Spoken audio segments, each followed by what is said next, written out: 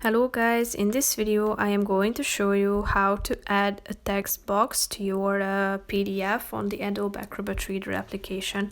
But first I just want to mention, don't forget to subscribe to my channel because at 10,000 subscribers I am going to show you my whole YouTube revenue statistics and growth strategy, how to make money online. So let's jump into it.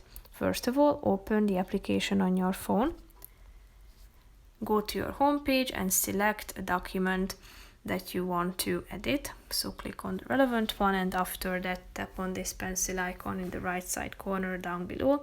Click on comment, and after that you should tap on this T option down below, which is the fourth option, and select a part where you would like to add this note or this text box. So write in something and tap on post. As you can see, you have added your text box here, and if you want to add any more, just simply place it within the lines. So that's pretty much it for this video, guys. I hope you found it helpful. If you did, consider subscribing and see you in the next video. Bye bye.